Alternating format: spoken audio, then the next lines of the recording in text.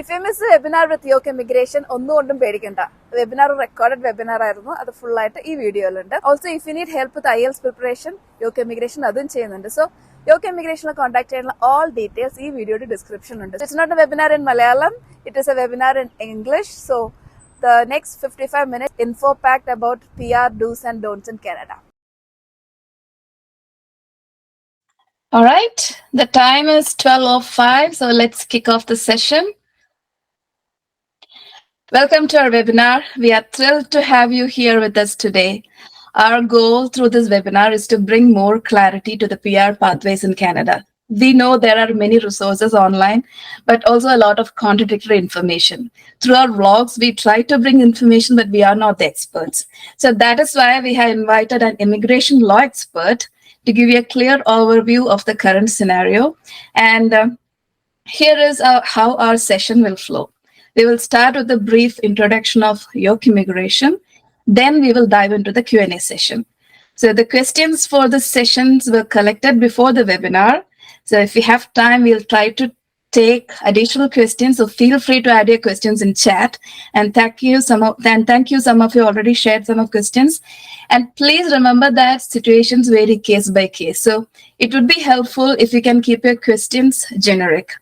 And you're always welcome to follow up with Liz and her team after the webinar for any specific questions. Thanks for joining us, and we hope you find this session helpful.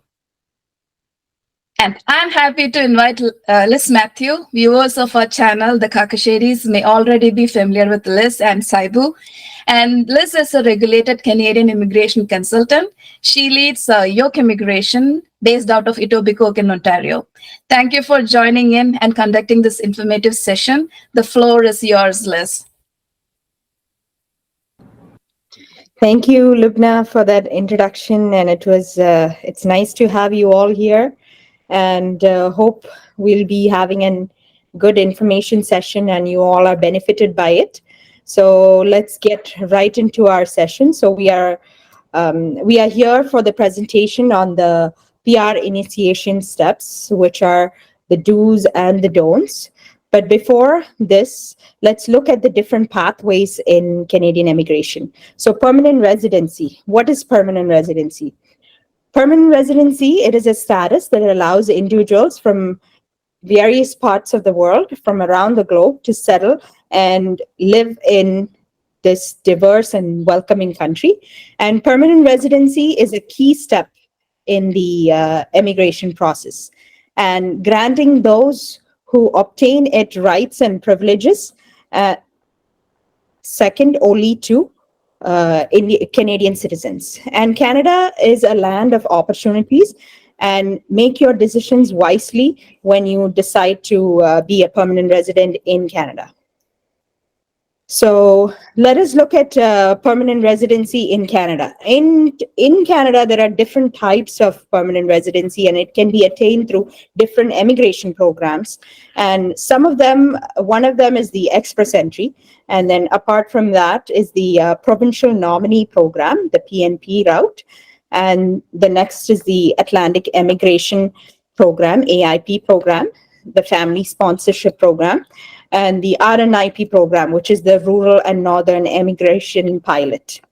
And these are just some of the immigration programs. We will look at few of them in detail. So let's get into looking at the express entry. Express entry, as you all know, is an immigration pathway for skilled workers, which are occupations in the tier category, such as 0, 1, 2, and 3 categories. And it is one of the most popular routes. And there are 3 immigration programs under the express entry, which is the first one being the Canadian Experience Class, the Federal Skilled Worker Program, and the Federal Skilled Trade Program. And to brief each of the program, let's get into Canadian Experience Class. So if you're a skilled worker with 1 year of Canadian work experience in the last 3 years, that's the program for you.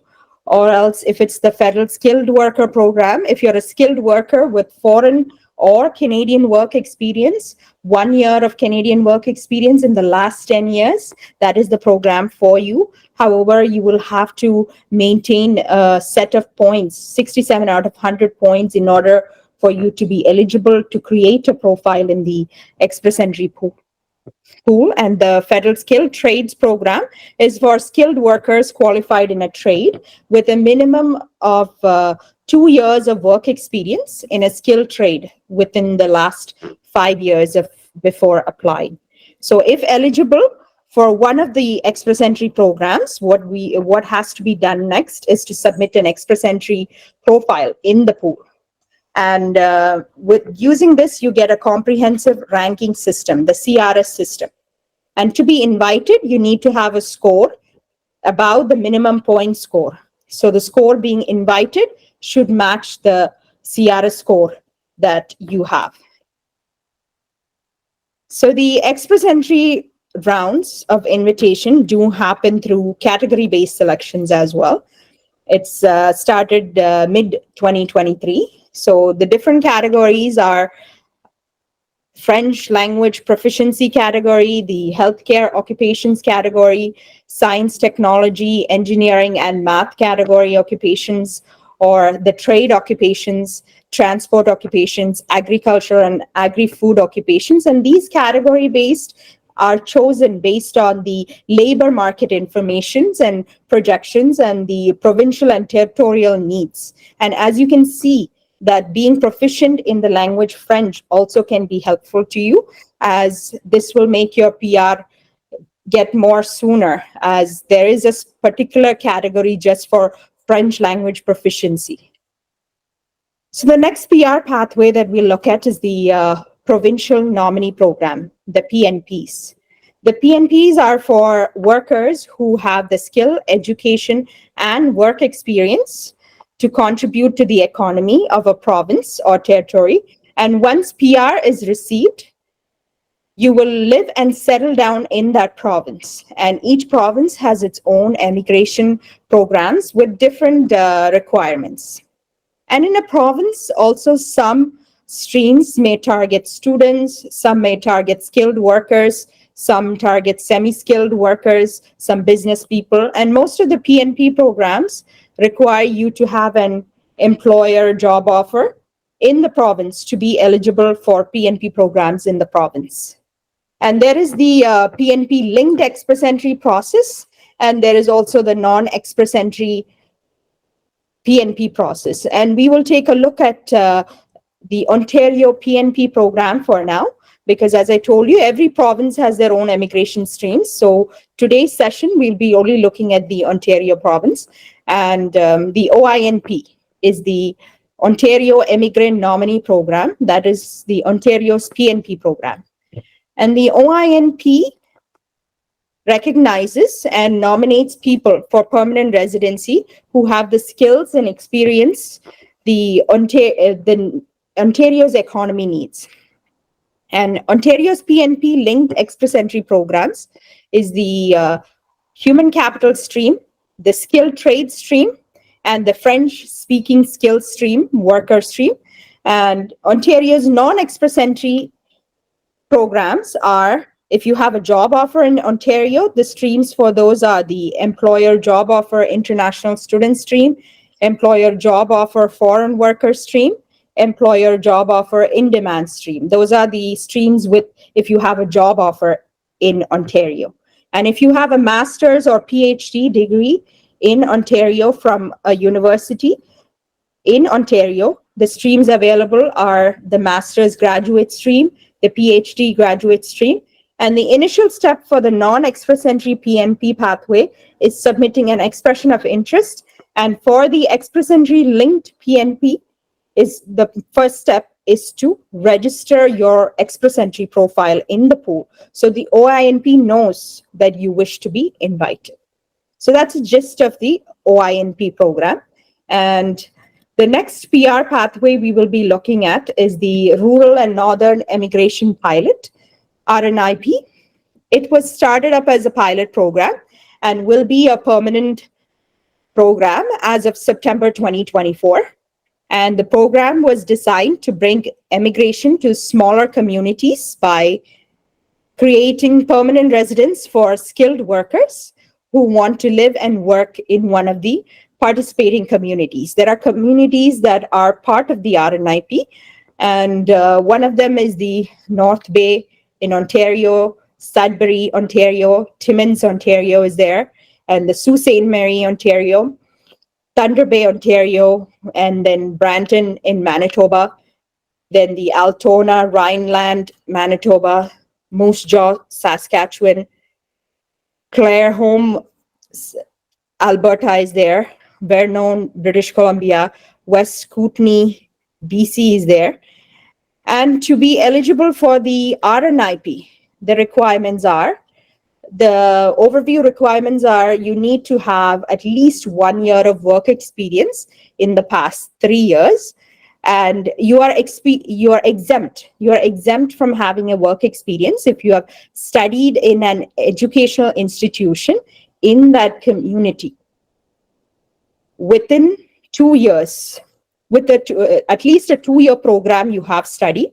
And if you have done a master's program, also it counts. And you have studied in that community before you applied for your PR, 18 months before you applied for your permanent residence. You should have been educated in that province. Then you will be exempt from that community's work experience requirement. And also another requirement for the RNIP is to meet the language requirement and prove that you have enough settlement funds to settle down in that community. And also intention should be right, that you will be intending to live in that community. And job offer from an employment of that community is also required. And also submit the RNIP application. And if eligible, RNIP coordinator will request further documents, and they will review the documents by the Community Recommendation Committee. And after that, a recommendation letter is what is required, after which an application to IRCC can be applied directly for PR. Okay, so when you start looking for PR, what are some things that you need to have in place when you start looking for PR? Educational credential assessment. As you all know, this is like, say if you have been educated outside Canada, you will need to get a Canadian equivalency on that. So that is the educational credential assessment. It can be done through several organizations. WES is one of them, WES. Or there are several other organizations that does the same educational assessment. One of them is the CES, ICAS, IQAS. They all do the same assessment. However, WES has some limitations. They do not do diploma courses that are done outside assessment. So you'll have to approach these organizations and see which one really matches your credentials from outside Canada. And if you are able to do the assessment on that and get a proper Canadian equivalency on that. And also another document that can be prepared ahead of time before you look for your PR is your language test. And there are 3 approved languages which is approved by IRCC for immigration purpose. One of them is the IELTS General. Then the other one is the CELPIP, CELPIP, CELPIP General. Also PTE Core, which just began in 2024 this year. So these are the 3 approved exams by IRCC. So make sure you have that ready. And so that'll help to get your PR sooner, so we can right away go away and look into which is the best PR pathway. And let's look into some of the common mistakes while working towards your PR. Getting your PR, it is, I'm looking at the situations right now in Canada. The situations right now is quite daunting to get a PR.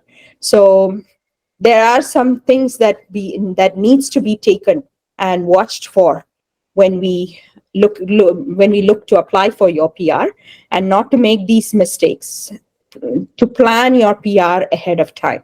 Planning your PR means when you come into Canada, right away at that as soon as you get into Canada, the first year, you need to start planning your PR. This will help you to attain your permanent residence, and your pathway will be more smooth. So students who are coming here to study, as soon as they come here, first year of studies, they might be a little bit exhausted and overwhelmed of the surroundings or what to do, how my PR pathway will go. But, plan it out, associate yourself with the right people, and we are always here to help.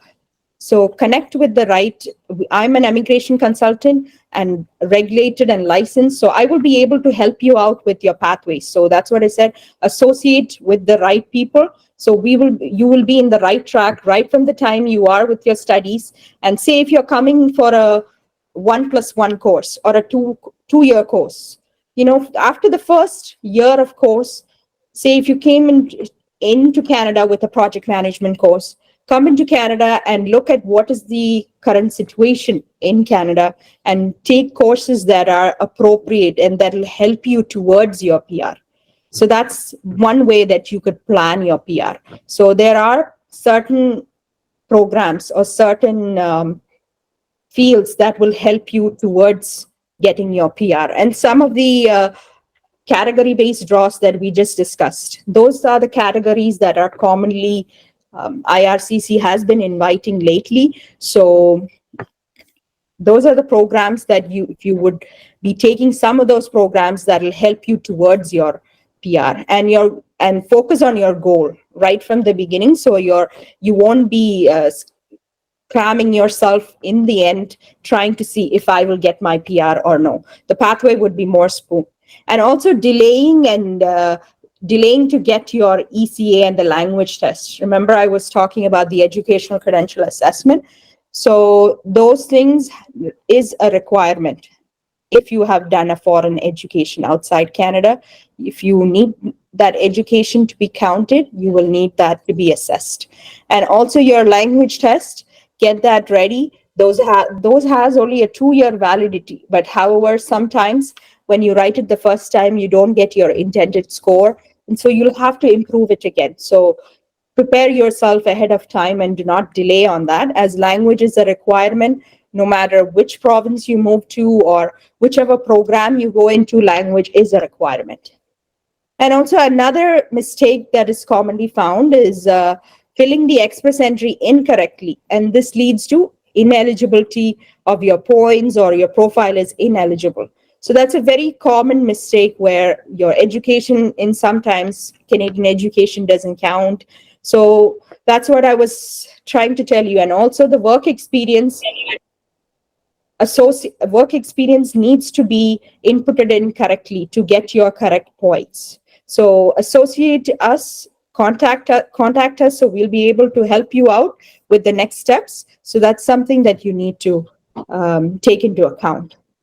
And also other common mistake is the moving province. Moving province is a common option right now, but there is no point in moving a province without a proper plan or a job offer in place.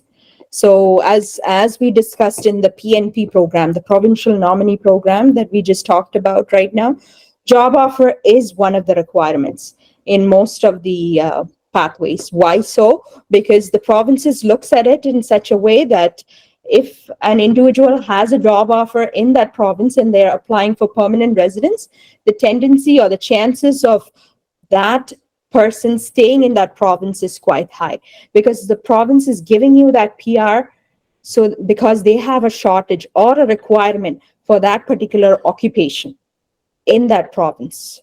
So job offer is a mandatory thing in most of the province. And also other common mistake is not exploring the provincial route. Why I say so is that some individuals, through my experience, I've seen is that, say they study in the province of Ontario. Example, I'm giving the province of Ontario. They study in the province of Ontario and they try to see, okay, I'm going to stay in the province of Ontario. I'll be looking only for the express entry route or the Ontario route, Ontario PNP route, and that's it. But, sometimes for some people, Ontario PNP is not suitable for them, or they're not eligible for that for whatever reason be. Either their employer is not supporting them, or they don't meet the requirements. And so express entry, most of them just are only eligible for express entry. But there are other provinces that can help you out as well. So I can give you an example from my own experience, is that this one individual, she had come into Ontario to study, and there are certain jobs where you will not be able to, your employer doesn't support you for PNP. So she came with her spouse. So she was not able to change that job for whatever reason be it. And so she had to stay in Ontario. So her job was not giving her PNP support, only express entry she was eligible in. So her spouse takes up, and then he starts applying for a job to another province, and then he gets into the BC province. He was applying to BC and he got a job offer. An example is the BC Health Authority stream. Express entry Health Authority stream is there in place. How that works is that if you have a job in the BC Health Authority in any field, it doesn't have to be in the health field. It can be in any occupation in that particular organization. That'll help you towards your PR. So we put in the application for the BC PNP Health Authority stream, and then they receive their nomination. And with that, they get 600 additional points into their express entry profile with the BC PNP nomination. And so that boosts up their total express entry score, the CRS score. And with that, they were able to get a invitation to apply from IRCC in the next draw. So that's just one example that exploring provincial routes is also helpful, but it is not a route for everybody. So as I told you, a job offer is what is the key over there in most provinces. And also looking at LMIA. LMIA is also not the ultimate option for everybody. Why I say so is that LMIA stands for Labor Market Impact Assessment. So that is a document that employers receive from the government, ESDC, Employment and Social Development Canada. Employers receive that document stating that since they are not able to find Canadian citizens or permanent residents for that particular role, they have approached ESDC, and ESDC has given them this document to hire individuals who are foreign workers. So why I say that is not the ultimate option is that because say your CRS score is like 350, example, and then you get LMIA definitely gives you additional 50 points into your express entry, but that additional 50 points from 350 plus 50 is only giving you 400 points, which is not a good score. So if you are in the higher 400 range, and say if you get an LMIA, yes, it might help you. So it's not an option for everyone to go into. So look at that wisely as well. And also another common mistake is that people usually, when they get their invitation to apply, they have a feeling, okay, I have my permanent residence and that's it. But that is not what it is, because there has been so many cases where the invitation to apply gives them that sense of easiness, so that people do not submit their documents and their application properly. That is the key. The documents and the application need to be submitted properly, and the officer needs to be convinced by all your documents and your background check, and everything has to be done thoroughly. They will be checking it thoroughly. So, that step needs to be taken very seriously when you get an invitation to apply from IRCC, because that is what everyone's looking for, and permanent residence is our goal. So make sure that you look at your permanent residence pathway wisely, and the do's and don'ts, some of the do's and don'ts that we discussed today will definitely be a help to each one of you, I believe, and hopefully you have all picked something out of this. Thank you very much, Liz. That was a very informative session. And I must say, like, thanks for focusing on saying that you must focus on your goals, because I have seen many of my students, so they, in the last minute, they start looking for the options. So you're the expert, you know well. So the moment you land in Canada, you need to start looking for the options. Thank you for that. Thank you for sharing that. And I guess we are good to move to the Q&A session. And as I mentioned earlier, these questions were collected prior to the webinar. So if you have additional questions, some of you have already shared in the chat. Please feel free to share more questions if you have, and we will accommodate as time permits. We have 30 minutes to discuss all the questions. I guess we are good in that case. And also, please remember that situations vary case by case. So it would be helpful if you can keep your questions generic. Now I will skip on to my screen.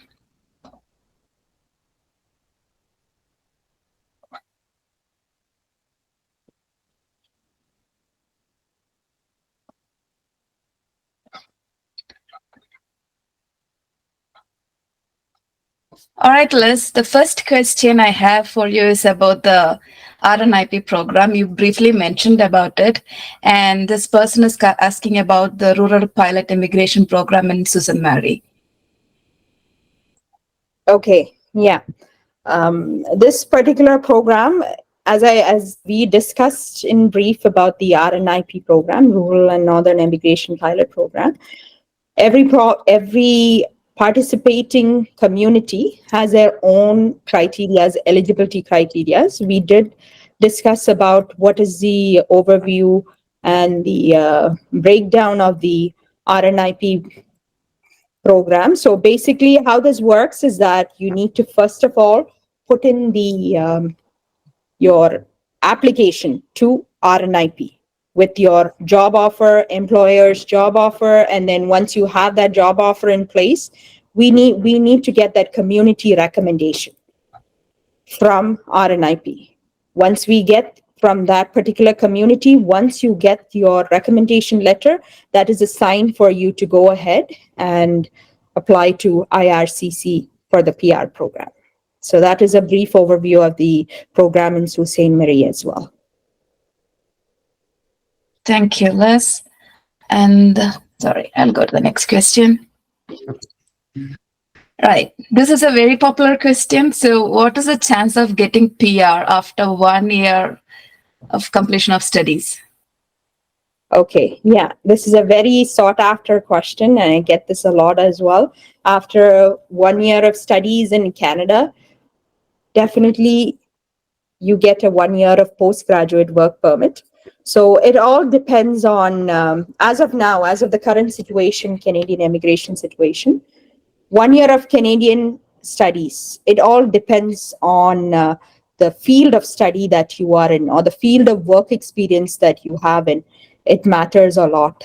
So why I say so is that, say a person who is in the health field and who have done a 1 year example PSW course, the chances of them getting their permanent residence after their 1 year of course and after their 1 year of postgraduate work permit is quite high, especially when you have a PNP support from an employer. Example, say if you have an ONIP support from an employer, it will definitely help you to get your PR and your chances are quite high. But say if you are not in one of those category-based occupations, your chances are not good at this point of time taking a 1 year course. It's recommended to take a 2 year course, so at least you will have that 3 years of work permit in place to get that work experience in Canada and build your way up to PR from there. Thank you, Liz. And there's a follow-up question from the RNIP. Mathew is asking what is about the community recommendations. If you can give more details about the community recommendations. So community recommendation is basically, as I told you, the job offer. There's certain requirements that I mentioned in my presentation only: work experience, language, settlement funds, intention to live in Canada. All these things have to be put in the application and sent to RNIP. Once they get that, you will have the RNIP community recommendation committee is there. They will get in touch with you if there is any missing documents or anything. And if they will review your documents, and if your documents are all good, the recommendation letter is issued by the community recommendation committee. Got it. No question. Yeah. Mhm. And the next question is about the pathways for registered nurses to get PR in Ontario. Okay. All right. Yeah. There's quite a few pathways right now, as the healthcare professionals are being sought after right now from the federal point of view as well as the provincial point of view. The express entry pathways are also, they have the healthcare category-based draws that are happening, and registered nurse is there in place. However, they have to meet eligibility criteria such as their language, educational assessment. Then their scores need to be met in order for them to create the express entry profile, such as the federal skilled worker, 67 out of 100 points if they are outside Canada. And if they are inside Canada and they already have 1 year of Canadian work experience, they will be eligible under the Canadian experience class. And so they do not need to meet that 67 out of 100 points. That is the federal pathway. And then the provincial pathway in Ontario is basically, they have the ONIP health professionals category streams. Human capital streams also do invite healthcare professionals such as nurses. The international student stream also does have these nurses pathways that they do invite. So these are nurses pathways. There are quite a lot of them, as I just mentioned right now. Moving on to the next question. Is it okay to leave Canada for a 1 month vacation after you have received your PR invite? Okay, so when you mean by PR invite, I'm assuming you got your invitation, you submitted your application, and then you're planning to take your 1 month vacation. I guess that's the question. Like, you haven't received the final approval, you just applied for PR. Okay, yeah. If so, yes, you can leave Canada after you received your invitation to apply, you submit your documents, you decide to go for 1 month vacation. That's totally fine, because your application gets locked the day you submit your application. Got it. Thank you. This is from, we don't have the name, so me and my wife tried for Canada visit visa and it's refused. Will this affect her student visa procedure to Canada? So this person has applied for visit visa and it is refused, so they want to come as students. Okay, all right, got it. So visit visa, that is a totally different application. And student visa, when you apply for your study permit, that's a total different application. Yes, both the applications has the same UCI number. However, the application numbers are different, and all applications are treated with its own merits. So if you have something new or something to convince the officer that, yes, I am coming to Canada to study with a good statement of purpose, I think you should be successful. Perfect. We are never short of questions. I have a lot of questions here. Moving on to the next one. I am currently doing a 1 year postgraduate diploma program. I am interested to know about my PR pathways, and for PR, I need to complete 2 year program or not. You briefly explained about that. If you want to add some more points to it, that'll be helpful.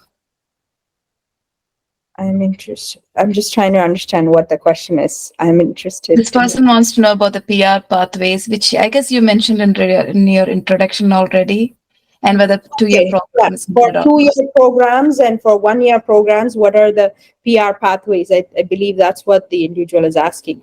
So we did discuss about the different types of PR programs that are available in Canada right now. provincial pathways. So these are just go through. I'm hoping you have listened to the presentation, so you will be able to get the answer from there. Perfect. Yes. And this question is about bridging open work permit. So the person applied for PR with the spouse and waiting for decision, but PGWP is expiring. So do I apply for bridging from the primary applicant's IRCC web portal, or will this be two separate applications? Okay. So bridging open work permit. Bridging open work permit is for individuals who have submitted like their application for PR, and they have their and they have their work permit that is expiring, and they'd like to renew their work permit, extend their work permit, so they can apply for a bridging open work permit, and that's only for the principal applicant that is in place. The bridging open work permit is only for the principal applicant, and you can apply for it from your GCK account.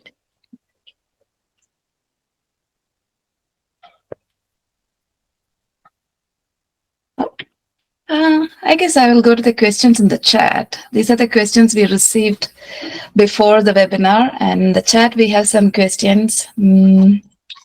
Let's pick.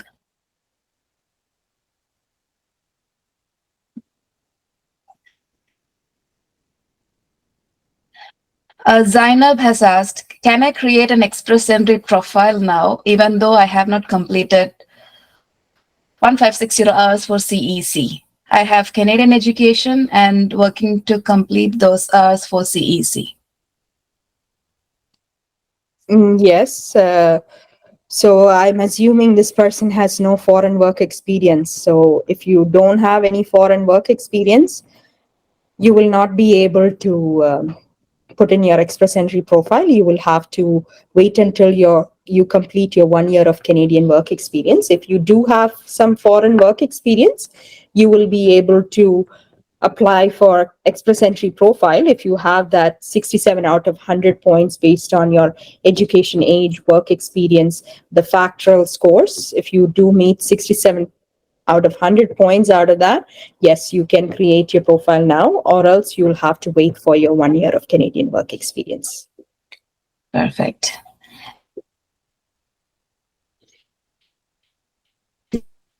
Full-time job as an RECE, but my husband and daughter are back home. My husband's spouse open work permit is in process, and my daughter has visitor record valid as my PGWP.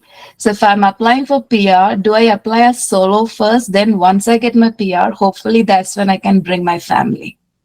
So this person is asking whether she needs to apply PR together or as a single applicant.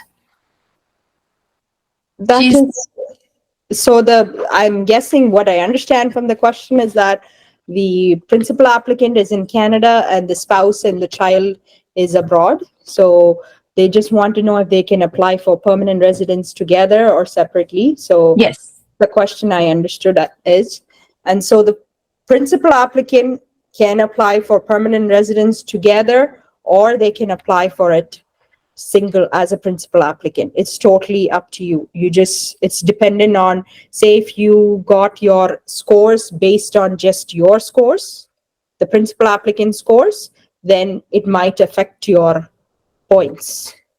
So if you add your family together. So that's something that you will have to take into account. So if it is not a score-based program that you applied for PR, then it doesn't matter. You can include your family together as well for PR. Mm-hmm. And Shalu Varghese has asked, how do we apply under Canadian experience class? Is it like the normal Express Entry application? Canadian experience class, as we just mentioned in our presentation, is one of the streams under the Express Entry.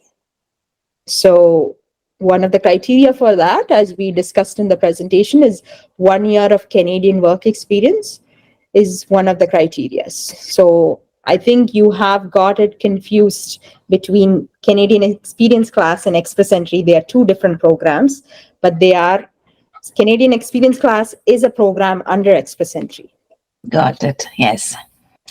And Aishwarya has asked, is there any pathway for Tier 4 under OINP? Yes, there are pathways. So, like when we discussed about the ONIP, Ontario Immigrant Nominee Program, we did discuss about several streams in there, and one of them was the OINP in demand stream. So that is for Tier 4 and 5 categories. However, it is not for all Tier 4 and Tier 5 occupations. There is a listed set of NOC codes in there. It's only for those NOC codes. You will be eligible for a Tier 4 and 5 job if you meet the other eligibility criteria in there as well. I lost you for a second there. I think it's my internet. Yeah. And this is another popular question these days, especially from the current students. Heard about the PGWP restriction based on the program we study. Can you give some more details about this? Do we have any information on this list? I am also curious to know. Yeah. So the postgraduate, this came up probably 2 weeks back. An announcement was being made that postgraduate work permit is going to undergo changes. But however, this was just those are not any policies or any set on stone information as of now. It was just that a set of survey questions was being sent to college and universities, basically asking them that if postgraduate work permit was going to be, they're going to decide if they want to give a longer or shorter period of time for certain occupations, what are the occupations that they need to pick? And so many questions related to that. They were kind of, it's just a proposal. They are just trying to make a decision of if postgraduate work permit needs to undergo change, because it's a policy that came up in 2008. Since then, they haven't made any revisions to it. So they are looking at making some changes. So what are the changes that need to be required? And it's just in talks. So hopefully at some time during this year, we should have some kind of finalization, I believe. Yeah, every day it's a surprise here Oh, these days now. And Jibin Mathew has a question. He has asked, what's your thoughts on local invitations for PR? It's been long time. We don't have invitations on this category yet. I'm not sure what his local invitations are. I am assuming local invitations, he means Canadian experience class. So I'm assuming that's what the individual asked. So Canadian experience class draws has come back again, as you have seen this happened May the 31st. So we are Canadian experience class were only invited. So we are back in track. The scores are quite high still, 522. So we're hoping that this will come down soon. Some of the questions are very specific. So those questions we won't be able to answer in the webinar because it's based on your profession, which NOC code is here. So that we are skipping because that is specific to you, but you are free to follow up with Liz and her team after the webinar for the details. And Krishna Priya has asked, I feel this is more generic. I am doing an engineering related program, but I'm working as a PSW. I don't have PSW certification. Once I get full-time job as PSW, can I apply for PR and the healthcare field without certification? So she's doing an engineering program, but she's working as a PSW. And she's asking whether she can apply for PR under healthcare category. Yeah, I do understand that question. Under Express Entry 2, there is no requirement in place where your study field should relate your work experience field. There's no requirement in place for that. So you should be okay. Like if your education field and your work experience field are totally two different fields, it should be fine under the Express Entry program. Or the ONIP program too, it is the same. So it's program specific. If you can, there are certain provinces which do require your education field and your work experience field to match. So in those programs, you will not be able to apply, but the programs where they do not have that requirement in place, you will be able to apply. I'm just going through the questions. Bear with me. This is, no, that's a generic one.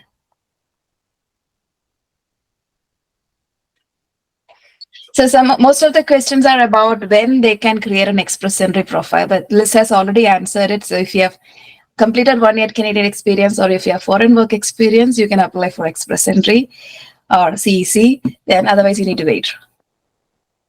So those questions I'm skipping. Zakaria has asked whether job offer is mandatory for applying ONIP. OINP.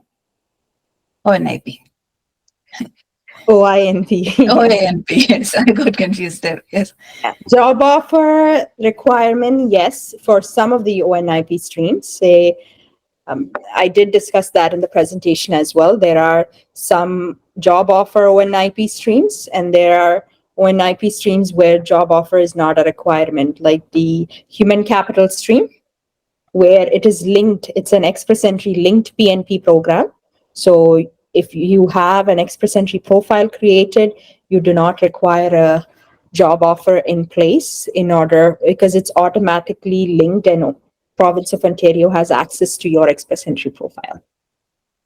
Mm-hmm. Okay. And for the non-express entry, for the job offer category, this is from Nehlin Sumar. So if the person has no job offer yet, but are we good to create the EOI without a job offer and then wait for a job, then update the profile? That's not recommended because they do ask you your employer information.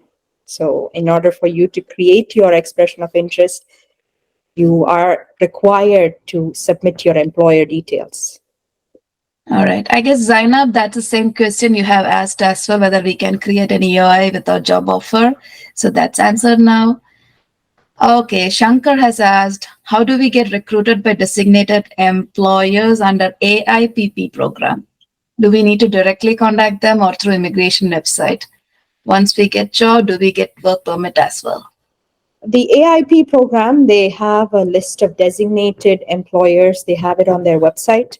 There's a whole bunch of it's a very big PDF with all the employers in place from all the Atlantic provinces. So you can get that information from there. Sounds good. I guess we have covered pretty much all of the generic questions in the chat. And as I mentioned, if you have any follow-up queries, you may reach out to Liz at info@yokeimm.com or 905-904-3224. And Liz's team, they are conducting monthly webinars. So follow up with them, follow their social channels. I will, shamelessly promote Liz because I'm confident about her services because she has a very strong knowledge about the immigration pathways, the PR pathways here. So follow up with their team. And I guess we are good. There's one last question, Liz. Can I take that and then we can wrap up? Okay. How about NSPNP, where my spouse would like to move there and find a job, but he is only left with 3 months of spouse open work permit? Is it suggested to move now or wait for extension? NSPN. I guess it is Nova Scotia PNP. Yes. So can you read that question again? I didn't get that. How about Nova Scotia PNP, where my spouse would like to move there and find a job in NOC 63102, but he's only left with 3 months of spouse open work permit. Is it suggested to move now or wait for extension? So I guess you mentioned that. Yes. He doesn't have a he or she doesn't have a job offer in place. No, it looks like they want to move and find a job. Yeah.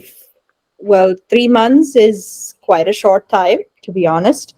If you have a job offer in place and you have an employer in place, because the Nova Scotia PNP also does have requirement that you need to work with that employer for a certain period of time. So 3 months, to be honest, is a very short period of time. You can give it a chance. You can give it a try. PNP might not be your only pathway. There might be other pathways as well that is appropriate for you. So, try that out as well. All right. So once again, thank you, Liz, for joining the webinar, and thank you everyone for joining on time and sharing your questions. And if you have any follow-up questions, feel free to follow up with Yoke Immigration.